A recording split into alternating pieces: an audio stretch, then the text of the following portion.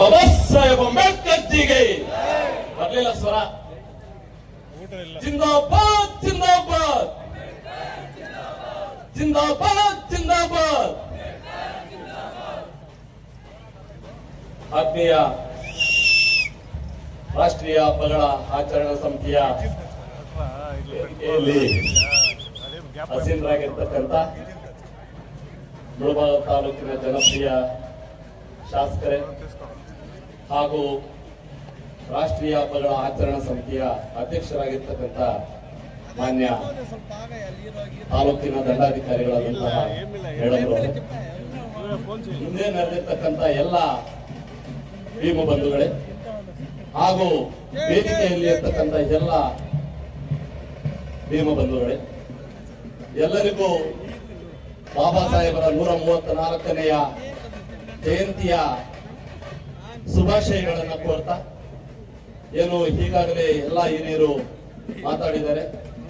Doctor Baba Saheb Ambedkar ಜಿರವರು ಏನು ಒಂದು 134ನೆಯ ಜಯಂತಿಯನ್ನ ನಾವು ಆಚರಿಸ್ತಾ ಇದ್ದೀವಿ ಅಂತಂದ್ರೆ, ಇಡೀ ವಿಶ್ವಾದ್ಯಂತ ವಿಶ್ವನಾಯಕ ಸಂವಿಧಾನ ಶಿಲ್ಪಿ ಡಾಕ್ಟರ್ ಬಾಬಾ ಸಾಹೇಬ್ ಅಂಬೇಡ್ಕರ್ ಅವರ ಜಯಂತಿಯನ್ನ ತುಂಬಾ ವಿಜೃಂಭಣೆಯಿಂದ ನಾವು ನಮ್ಮ ತಾಲೂಕಿನಲ್ಲಿ ನಮ್ಮ ಜನಸಮುದಾಯದ ಒಟ್ಟೊಟ್ಟಿಗೆ ಕಾರ್ಯಕ್ರಮವನ್ನ ನಡೆಸಿಕೊಡ್ತಾ ಇದ್ದೀವಿ.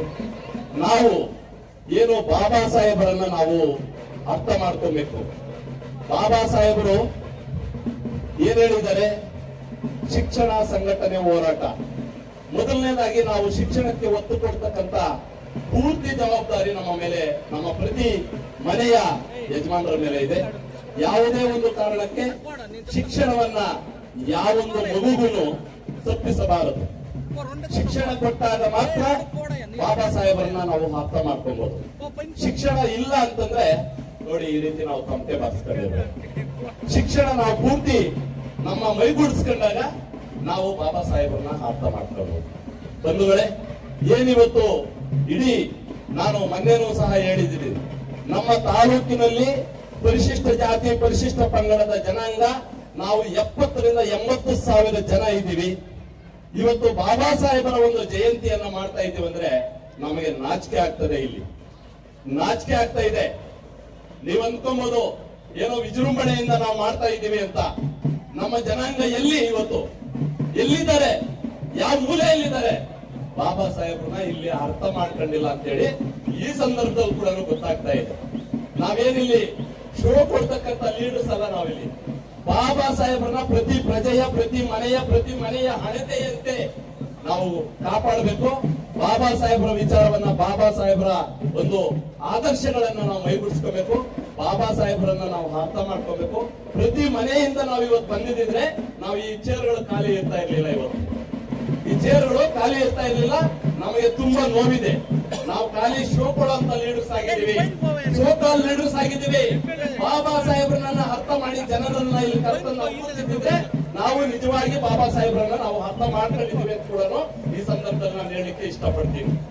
ಬಂಧುಗಳೇ, ಏನು ಬಾಬಾ ಸಾಹೇಬರೇ ನಮ್ಮ ಉಸಿರು, ಬಾಬಾ ಸಾಹೇಬರೇ ನಮ್ಮ ಊಟ, ಬಾಬಾ ಸಾಹೇಬರೇ ನಮ್ಮ ಗಾಳಿ, ಬಾಬಾ ಸಾಹೇಬರೇ ನಮ್ಮ ಬಟ್ಟೆ, ಬಾಬಾ ಸಾಹೇಬರೇ ನಮ್ಮ ನಡೆ, ಬಾಬಾ ಸಾಹೇಬರೇ ನಮ್ಮ ನುಡಿ.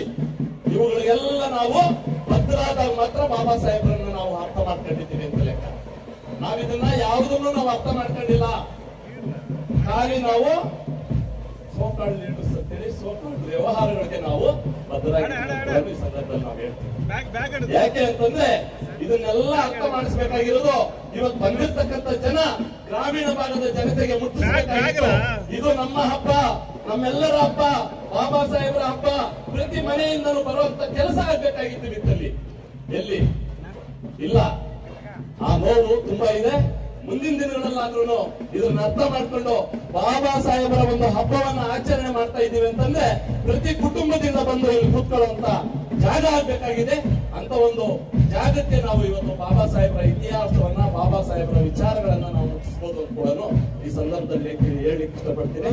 ಹಂಗಾಗಿ ಇವತ್ತು ಬಂದಿರತಕ್ಕಂತ ಜನ ಏನು ಇವತ್ತು ವೇದಿಕೆಯಲ್ಲಿ ಇನ್ನೂ ಬಹಳಷ್ಟು ಜನ ಮಾತಾಡ್ತಕ್ಕಂಥವ್ರು ಇದ್ದಾರೆ. 2 ನಿಮಿಷ ಮಾತಾಡ್ಲಿಕ್ಕೆ ನನಗೆ ಅವಕಾಶ ಕೊಟ್ಟಿದ್ದಾರೆ. ಹಂಗಾಗಿ ನನ್ನ ನೋವನ್ನು ನಾನು ವ್ಯಕ್ತಪಡಿಸಿದ್ದೀನಿ. ಇನ್ನು ಮುಂದೆ ಆದ್ರೂ ಬಾಬಾ ಸಾಹೇಬರನ್ನ ಅರ್ಥ ಮಾಡ್ಕೊಂಡು ಅಂತ ಹೇಳ್ತಾ ನನ್ನ ಮಾತನ್ನು ಮುಗಿಸ್ತೀನಿ. ಜೈ ಭೀಮ್, ಜೈ ಕರ್ನಾಟಕ.